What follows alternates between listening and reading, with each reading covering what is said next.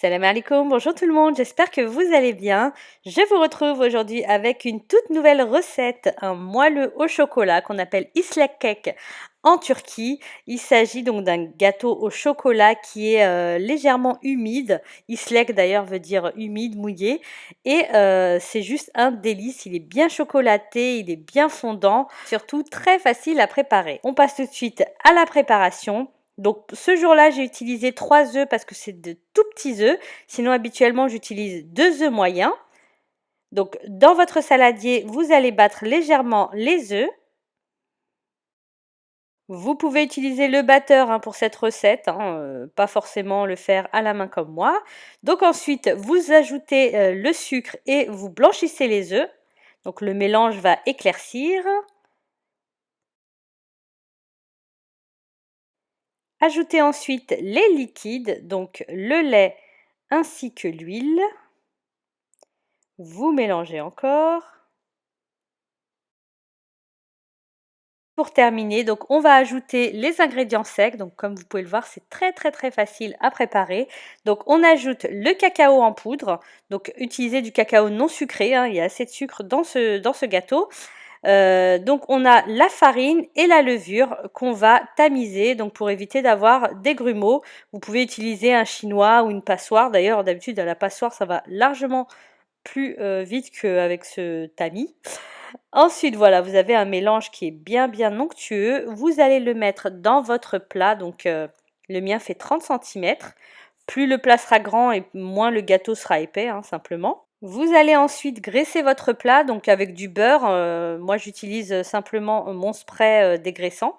C'est beaucoup plus rapide et beaucoup plus pratique que le beurre et puis ça colle vraiment pas, c'est super. Et donc vous allez mettre le tout au four pendant environ 20 minutes à 175 degrés. Donc tout dépend des fours et tout dépend de la taille de votre plat. Donc n'hésitez pas à surveiller et à entrer la pointe d'un cure-dent ou d'un couteau pour vérifier que le gâteau soit bien cuit à partir de 15-20 minutes. En attendant, vous allez faire réchauffer une grande tasse de lait et vous allez mélanger du cacao en poudre ainsi que du sucre. Donc vous préparez un chocolat chaud. Et dès que votre gâteau sera sorti du four, vous allez déjà vérifier qu'il soit bien cuit. Donc là, le cure-dent était sorti bien sec. Et ensuite, découper les parts. Donc il y a plusieurs façons de faire. Il y en a qui font que des petits trous, plein de petits trous avec le cure-dent.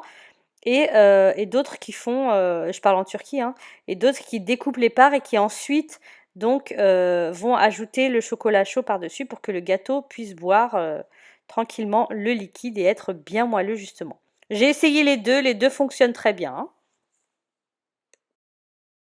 Donc là, le gâteau est encore bien chaud et vous allez y ajouter petit à petit votre lait au chocolat donc que vous avez fait quelques instants avant. Et donc vous laissez tranquillement en fait votre gâteau boire ce liquide.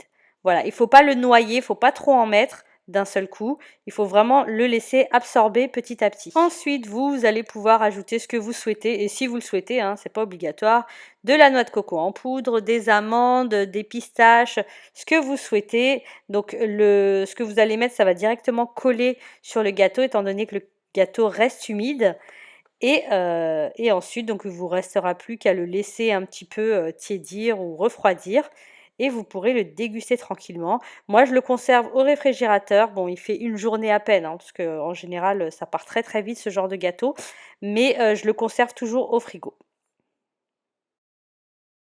Voilà pour la recette. J'espère vraiment que cette recette vous aura plu. N'hésitez surtout pas à le tester parce que c'est vraiment un gâteau facile à préparer.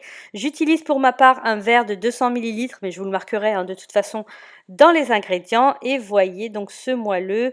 Donc comme je vous l'ai dit, le plat que j'ai utilisé faisait 30 cm. Vous pouvez utiliser bien sûr un plat rectangulaire, un plat plus grand, plus petit. Simplement en fait l'épaisseur du gâteau sera différente selon la taille du plat. Voilà, donc j'espère que ça vous aura plu et je vous dis à très bientôt pour de nouvelles recettes.